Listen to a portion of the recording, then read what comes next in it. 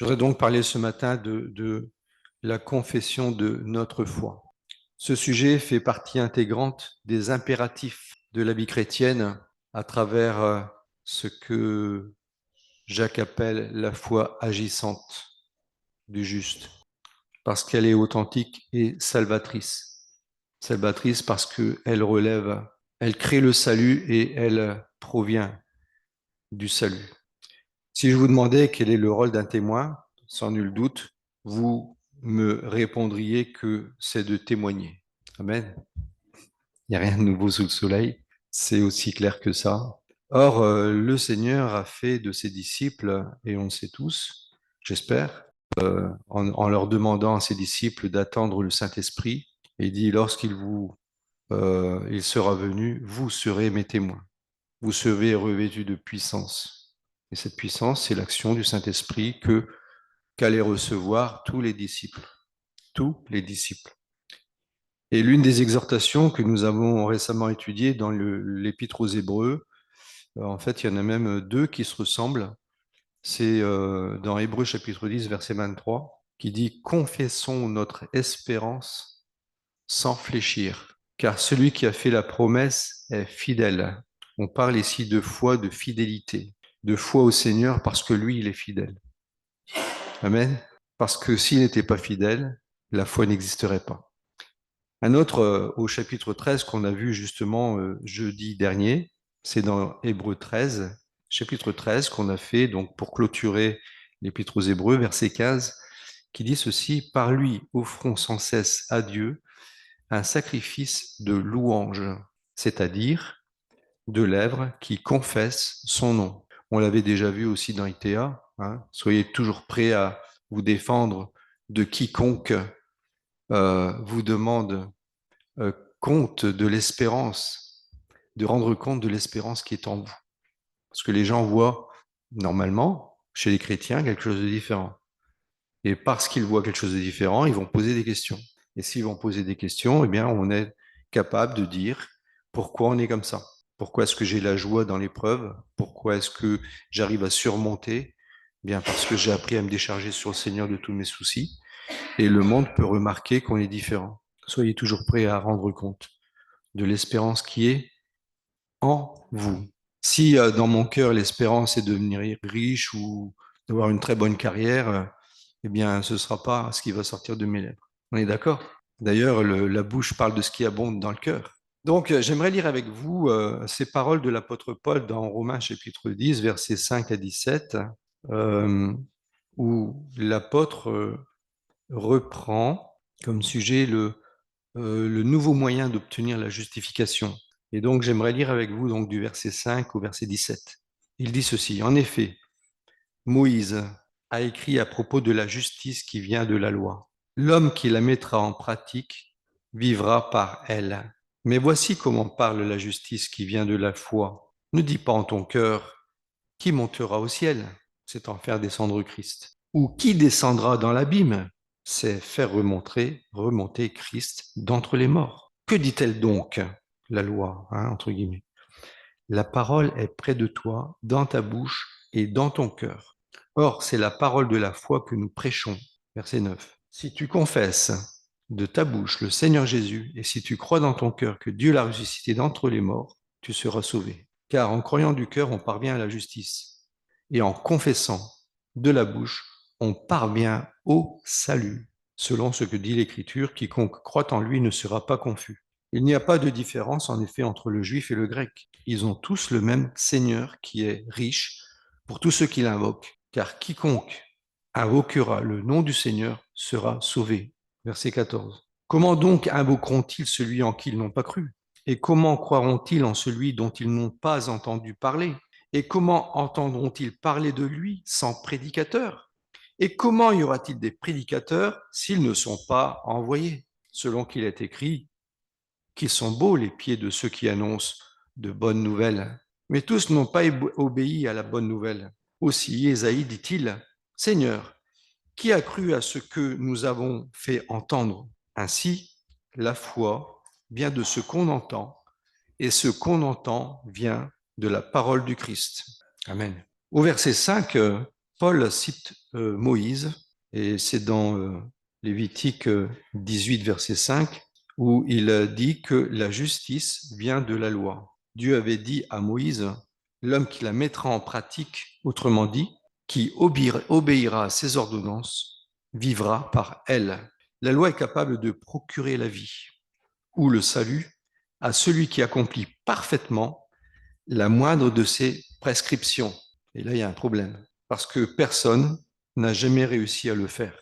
On est d'accord. La loi est sainte, juste et parfaite, comme dit d'ailleurs l'apôtre Paul aux Romains, mais le problème, c'est que l'homme, il est pécheur, il est voué au péché, il est esclave de son péché, et il s'efforce de pratiquer la loi, mais il est incapable de la pratiquer entièrement. D'où la nécessité d'une nouvelle alliance. Et on l'a beaucoup étudié dans le détail avec l'Épître aux Hébreux, qui est vraiment une richesse, d'une richesse extraordinaire pour nous montrer comment il fallait absolument une autre solution qui était valable une fois pour toutes, un seul sacrifice pour tous. Et bien sûr, vous savez, c'est Jésus qui a répondu à l'appel, parce que lui seul pouvait payer le prix de notre rachat, du rachat de l'humanité. Au verset 6, l'apôtre révèle alors que la justice qui vient de la foi,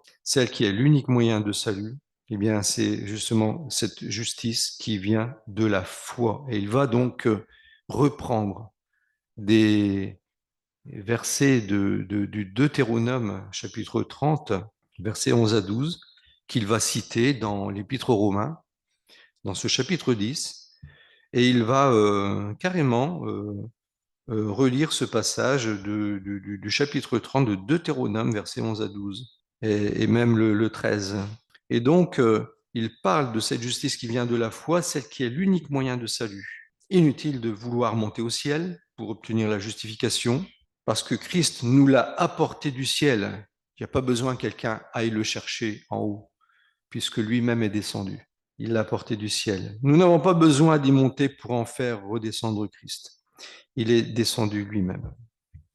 Dans ce verset de Deutéronome chapitre 30, verset 11, verset 12 plutôt, il n'est pas dans le ciel pour que tu dises qui montera pour nous au ciel, nous l'apportera et nous la fera entendre afin que nous la mettions en pratique.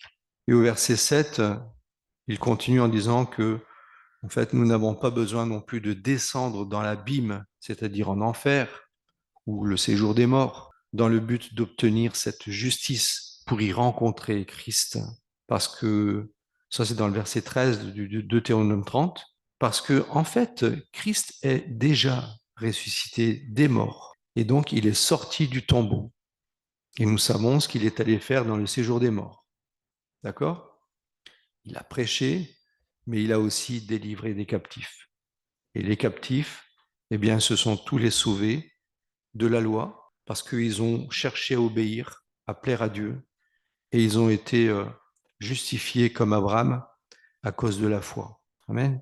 Verset 8, que dit-elle, euh, la justice qui s'obtient par la foi? Au verset 6, eh bien, elle déclare que la parole de la foi qui montre la voie du salut, elle n'est pas à 10 000 kilomètres. Elle n'est pas à Jérusalem non plus. Elle est où? Près de ta bouche. C'est intéressant. Hein? Près de nous, non seulement elle est près, mais elle est même dans notre cœur, à condition bien sûr qu'on connaît la parole de Dieu. Et c'est la raison pour laquelle, eh bien, plus loin, on verra ce passage que la foi vient de ce qu'on entend, d'accord? De la parole de Dieu. Donc, la foi, elle est là, à condition que mon cœur, notre cœur, reçoit, entend et reçoit la vérité de la parole de Dieu. Parce qu'il y a deux manières de réagir. Soit je l'entends, ça ne m'intéresse pas, c'est rentré là et c'est ressorti là. D'accord? Donc ça n'a pas atteint mon cœur. Donc il ne se passe rien du tout. Si en vérité il se passe quelque chose. En vérité il se passe quelque chose. Vous savez quoi? Un jugement. Bah oui. Quand on rejette la parole de Dieu, Dieu nous juge. Donc il se passe quelque chose. Et donc, justement, ce chapitre 30, toujours de Deutéronome, verset 14, il continue en disant que Cette parole, au contraire, est près de toi, dans ta bouche et dans ton cœur, afin que tu la mettes en pratique. Afin que tu la mettes en pratique. Parce que s'il n'y a pas de pratique, je vous pose la question, est-ce que c'est la foi? Ben non. Parce qu'une foi qui ne pratique pas, elle n'existe pas. Et on va toujours le répéter, ce que dit Jacques, hein, la foi qui n'agit pas n'existe pas. Elle est morte et donc elle ne peut pas sauver. Par contre, la foi qui entend, qui reçoit la parole de Dieu, elle va porter son fruit. On connaît bien cette parabole des 4 terrains qui montre vraiment l'effet miraculeux de la parole de Dieu. Au verset 9, que j'aimerais relire avec vous, verset 9, si tu confesses de ta bouche le Seigneur Jésus, et si tu crois dans ton cœur que Dieu l'a ressuscité d'entre les morts, tu seras sauvé. Car en croyant du cœur, on parvient à la justice, et en confessant de la bouche, on parvient au salut. Selon ce que dit l'Écriture, quiconque croit en lui ne sera pas confus. Alors, quelle est donc cette parole de la foi, cette voie du salut? C'est celle-ci. Si tu confesses de ta bouche le Seigneur Jésus, et si tu crois dans ton cœur que Dieu l'a ressuscité d'entre les morts, tu seras sauvé. Encore une fois, vous avez remarqué, il y a un conditionnel. Si tu confesses de ta bouche. Si tu crois dans ton cœur. Qui est-ce qui choisit? Qui est-ce qui décide? C'est nous. Si tu, ça veut dire c'est nous. Dieu, il est toujours prêt, il est là. Je te tends la main, je te tends un grand cadeau, j'ai donné ma vie pour toi. Voilà, je te tends la main, je vais te sortir du fond de ton trou. Donne-moi la main. Ah, Seigneur, j'ai autre chose à faire. Ça, après, c'est pas de la faute à Dieu. Mais là, Dieu, regardez, tu confesses de ta bouche le Seigneur Jésus. Alors, je souligne vraiment Seigneur Jésus. Vous savez ce que ça veut dire, Seigneur, hein? Donc, si tu crois dans ton cœur que Dieu l'a ressuscité d'entre les morts, tu seras sauvé. Donc, voilà le chemin du salut. Il implique deux choses. La première, c'est confesser de notre bouche, et la deuxième, c'est de croire dans notre cœur. Si nous confessons de notre bouche sans croire dans notre cœur, eh bien, nous sommes menteurs. Malheureusement, ça se voit souvent. On peut parler quelquefois parce que depuis l'enfance, on a entendu des phrases qu'on répète, qu'on répète par habitude, parce qu'on est né dedans, comme Obélix qui est tombé dans la... Vous voyez?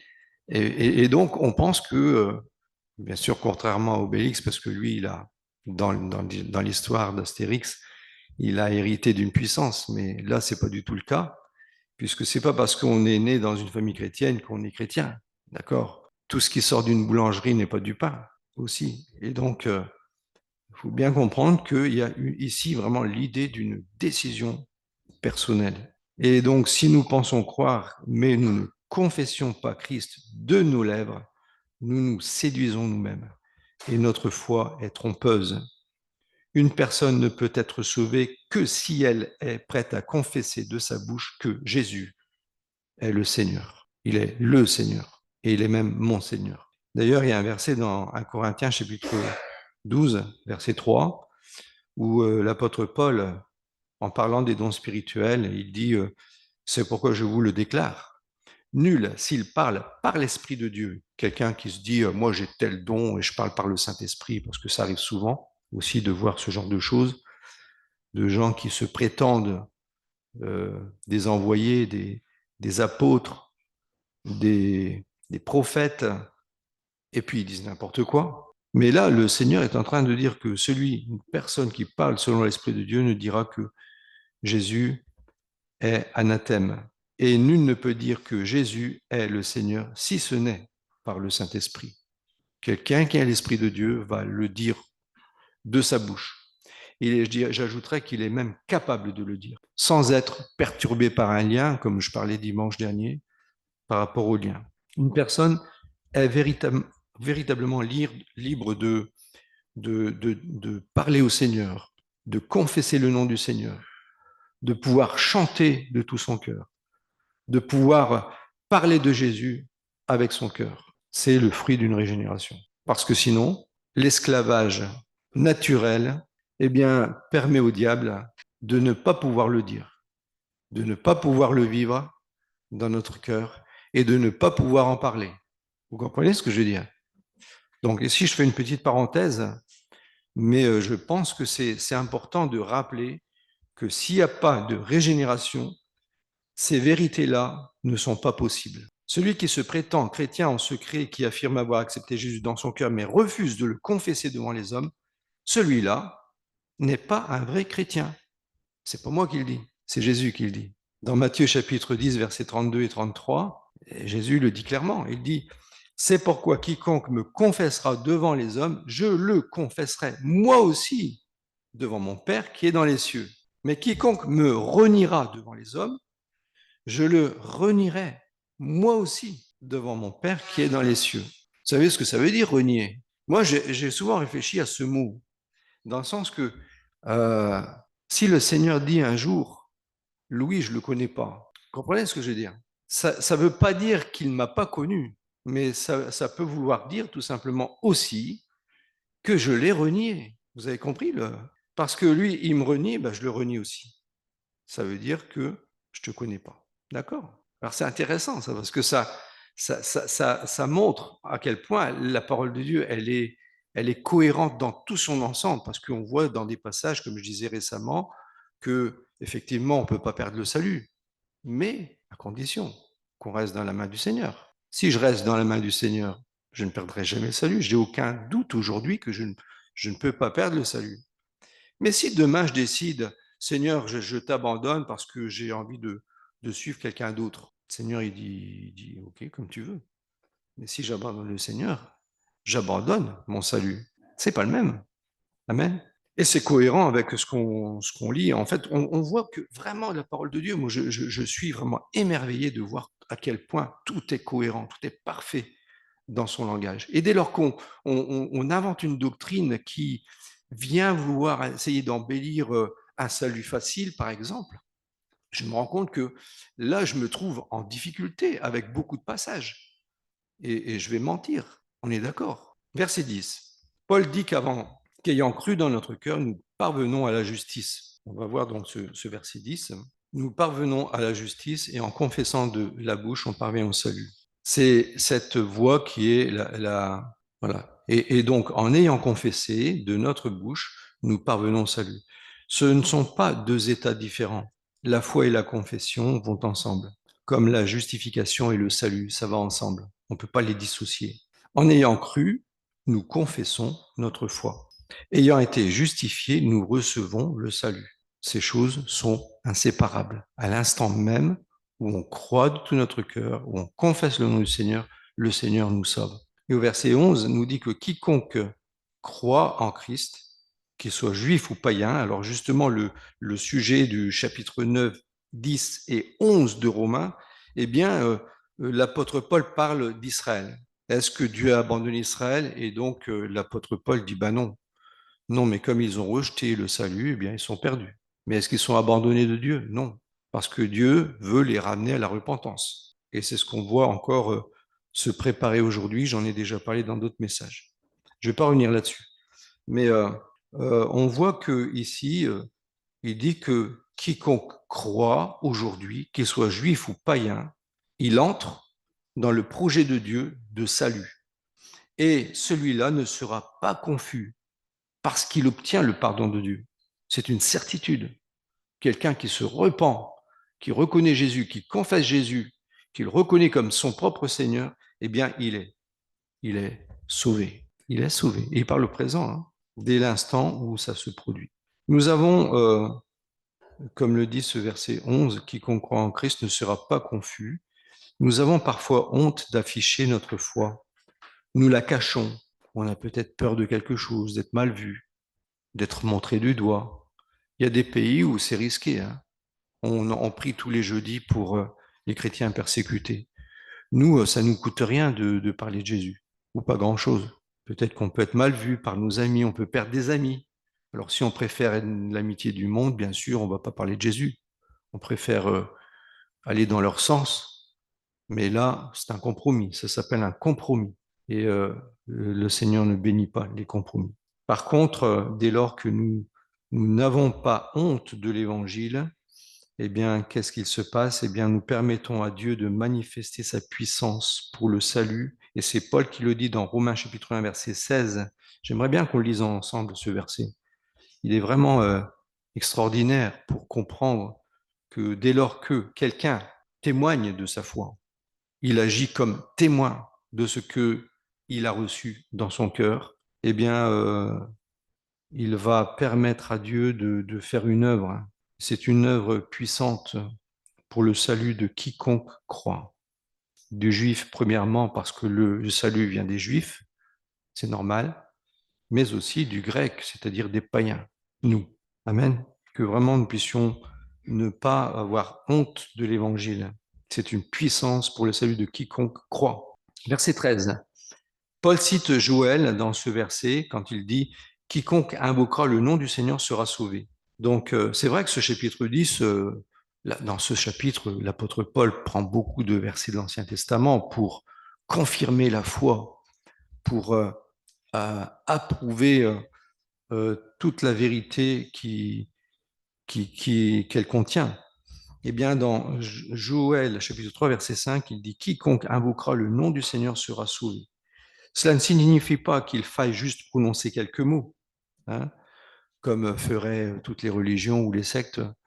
On fait une espèce de mantra, une phrase, comme si je l'ai dit, donc je vais recevoir une bénédiction. C'est de la superstition. C'est pas du tout ça.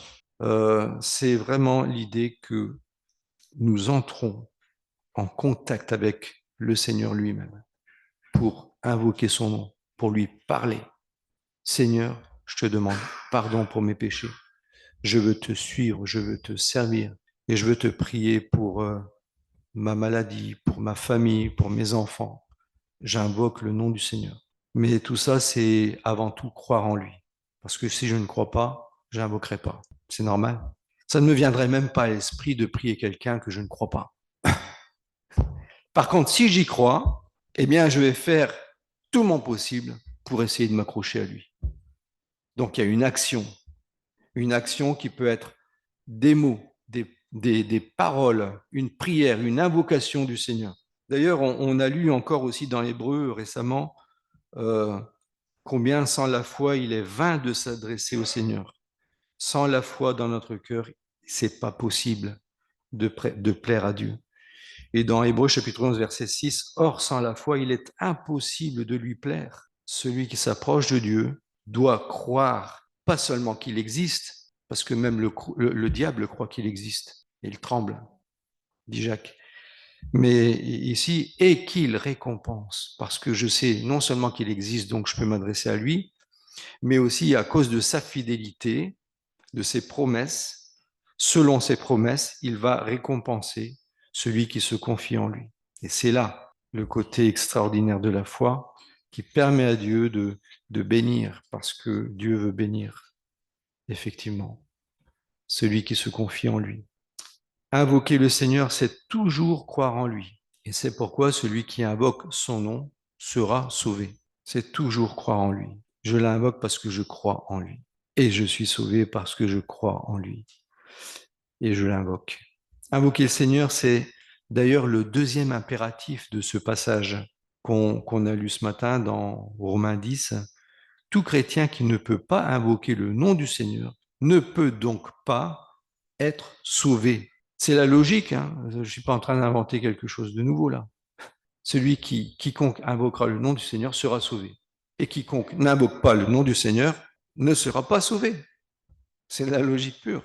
Malheureusement, bien des églises modernes, dans le but de faire un maximum d'adeptes, baptisent. J'ai entendu récemment quelqu'un me témoigner de son baptême et il m'a dit j'ai eu juste à lever la main. Alors, je dis ah bon? Donc, le pasteur, il fait un appel, qu'est-ce qu'il veut se faire baptiser? L'eau, elle est encore chaude, et puis il faut juste lever la main. Alors, j'entends ça et je ne comprends pas. Parce que c'est plus l'évangile. Pour moi, ce n'est plus du tout l'évangile. Jésus nous appelle à faire des disciples qui sont les siens et qui forment le corps du Christ. Les disciples, c'est ceux qui suivent Jésus-Christ, qui ne suivent pas un responsable d'église, un pasteur quelconque, qui ne font pas partie de l'Église, qui se croient la meilleure, la plus spirituelle au monde. Non, c'est ceux qui ont décidé un jour de donner leur cœur à Jésus, de suivre le Seigneur comme Seigneur et Sauveur. Et donc, ceux-là, le Seigneur les connaît, les reconnaît comme ses enfants, il les transforme, il leur donne la vie éternelle, il leur donne la vie éternelle. Et donc, ces personnes peuvent confesser le nom de Jésus. Ces personnes peuvent invoquer le nom de Jésus. Ces personnes peuvent se réunir au nom de Jésus et avoir l'assurance, la certitude que, comme Jésus l'a dit, là où deux ou trois sont assemblés en mon nom, je suis au milieu d'eux.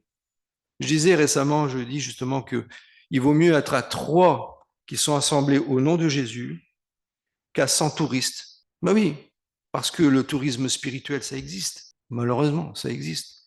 Des personnes qui aiment entendre des belles choses, mais qui ne se décident pas avec la foi pour confesser et invoquer le nom du Seigneur. C'est pas le même. Vous voyez la différence. On peut faire oui, c'est aussi une forme de tourisme, mais pourquoi on va à Lourdes? Pourquoi ils vont à Lourdes? Non, non, non, c'est pour un miracle. Mais ça existe aussi dans nos églises évangéliques, je suis désolé. D'ailleurs, je pensais encore à ça ce matin, ou hier aussi. Je pense souvent à ce frère qui m'a dit l'année dernière, d'une assemblée de Pentecôte, il m'a dit, quand on fait des réunions de guérison, c'est toujours plein. Il y a toujours plein de personnes. Quand on fait des réunions d'évangélisation, il n'y a personne. Alors j'ai regardé comme ça, j'ai dit, ah ben, on a tout compris. Que veut l'homme aujourd'hui? La guérison, le bien-être ou plaire à Dieu, vivre pour la gloire de Dieu? On l'a chanté depuis le début, hein? Vivre pour la gloire de Dieu. Bah, aujourd'hui, les gens, c'est moi d'abord. Égocentrisme, moi d'abord. Dieu, ah Seigneur, si tu peux faire ça, si tu peux, hein? Mais le Seigneur, il parle pas comme ça. Si on n'est pas prêt à, en tant que chrétien, je mets pas d'interrogation, à écouter Dieu, il n'y aura pas de vie de disciple. Si on n'est pas prêt à écouter Dieu, il n'y aura pas de vie de disciple. Et s'il n'y a pas de vie de disciple, il n'y aura pas de témoignage. S'il n'y a pas de témoignage, il n'y a pas de quoi? Et l'Église. Ben oui, ben oui. Je vais vous montrer maintenant, d'ailleurs, Jésus nous appelle à faire des disciples, hein. Avant de passer à la conclusion, je voudrais lire cette phrase. Jésus nous appelle à faire des disciples qui sont les siens et qui forment le corps de Christ. Le corps de Christ. J'aime bien ce mot, corps du Christ. Vous savez pourquoi? D'ailleurs, Jésus, il est le chef, la tête du corps de Christ. Si moi, je suis membre, inerte, je ne sers à rien, donc je suis découpé, détaché de ce corps, ça n'a pas de sens. Un corps doit fonctionner. Si votre main ne fonctionne plus, vous avez un sacré problème. Parce que le cerveau qui veut diriger le corps, il ne peut plus agir. Donc il y a vraiment un problème, une souffrance. Eh bien, imaginez le Seigneur, dès lors que des personnes qui se disent chrétiennes ne peuvent plus agir selon le don, le membre qu'ils représentent, eh bien, où est l'Église? Parce que le corps de Christ, finalement, c'est l'Église de Jésus-Christ. Puissions-nous vraiment comprendre l'importance de ce que signifie aussi pierre vivante. Vous êtes des pierres vivantes, comme dit l'apôtre Pierre, édifiées dans la connaissance du Seigneur. Et plus on s'édifie, et plus qu'est-ce qui se passe dans le temple? Qu'est-ce qu'il contient, le temple? Temple égale quoi? Maison de Dieu. Et Dieu s'installe. Et plus il s'installe, plus qu'est-ce qui va se passer? Des transformations, des conversions, des miracles. Vous savez, les miracles, c'est pas ce qu'on dit avec la bouche, c'est ce qui se passe là. Parce que on entend dire, ah là, il y a tel miracle, tel miracle. Moi, je suis convaincu qu'à Condé, il y a des miracles. Je vois qu'il y a des miracles. Mais j'ai pas envie de dire à tout bout de champ, ah là, on a vécu ça, on a vécu ça. Ça fait un petit peu vantard quand même. Vous comprenez ce que je veux dire? C'est Dieu qui connaît les cœurs. C'est Dieu qui connaît ceux qui sont transformés, qui sont vraiment, qui marchent dans ses voies et donc qui transforme les cœurs. Donc c'est déjà un miracle en soi. Une personne qui se tourne vers le Seigneur, c'est déjà un miracle. Conclusion, je voudrais lire ce passage, et je termine avec ça, d'Apocalypse chapitre 6, verset 9. On voit que dans cette période très terriblement difficile que va vivre bientôt le monde, parce que j'ose dire bientôt, parce que quand je vois les événements actuels, l'accélération forte des événements actuels, je ne suis plus surpris de ce qui peut se produire dans quelques années. Et il est écrit là que dans cette période apocalyptique, dans les 7 années de la grande tribulation, de la tribulation, eh bien, verset 9, il dit que quand il ouvrit le cinquième sceau, je vis sous l'autel les âmes de ceux qui avaient été égorgés à cause de la parole de Dieu et du témoignage rendu. Une robe blanche fut donnée à chacun d'eux, et il leur fut dit de se tenir en repos quelque temps encore, jusqu'à ce que soient au complet leurs compagnons de service et leurs frères qui allaient être mis à mort comme eux. Et au chapitre 12, verset 11, il nous est dit que ils l'ont vaincu. On parle toujours des mêmes personnes, à cause du sang de l'agneau et à cause de la parole de leur témoignage. Et ils n'ont pas aimé leur vie jusqu'à craindre la mort. Voilà. C'est soit je cherche le bien-être, la guérison, tout pour moi, ou alors je veux plaire à Dieu et je prends des risques. Mais regardez le résultat. Ils l'ont vaincu. Ils ont vaincu quoi? Qui? Satan. Ils ont vaincu le diable parce sont restés dans la foi. Oui, ils sont morts, mais ça a été un coup d'épée, croyez-moi. Même la mort d'un martyr, c'est un coup d'épée pour le diable. Et ils n'ont pas aimé leur vie jusqu'à craindre la mort. Donc non seulement cela, on voit dans la suite de la fin d'Apocalypse, où ils font partie de la première résurrection, ils vont ressusciter à la fin des 7 ans. Tous ces martyrs vont ressusciter et ils vont régner avec les saints, avec l'Église pendant 1000 ans. Vous vous rendez compte? Quelle grâce de pouvoir souffrir pour le Seigneur et d'être sauvés. Et d'être sauvés. Ils n'ont pas craint la mort. Avez-vous peur de la mort ce matin? Je vous encourage à donner votre vie au Seigneur si vous avez peur de la mort. Avez-vous encore des doutes par rapport à votre marche avec le Seigneur? Peut-être vous n'avez pas encore décidé de croire dans votre cœur que Jésus est mort pour vos péchés et qu'il est ressuscité pour votre justification. Sachez et reconnaissez il est aussi votre Seigneur. Un jour, et c'est écrit dans Colossiens, tout genou fléchira devant lui. Il est Seigneur, il est le Seigneur. Croyant en lui, vous ne serez pas confus. On vient de le lire. Confessez son nom et il vous confessera devant le Père et les saints anges. Invoquez-le maintenant. N'attendez plus. Demain ne nous appartient pas. N'attendez plus. Jésus fera de vous son disciple, un enfant de Dieu, le Père. Amen.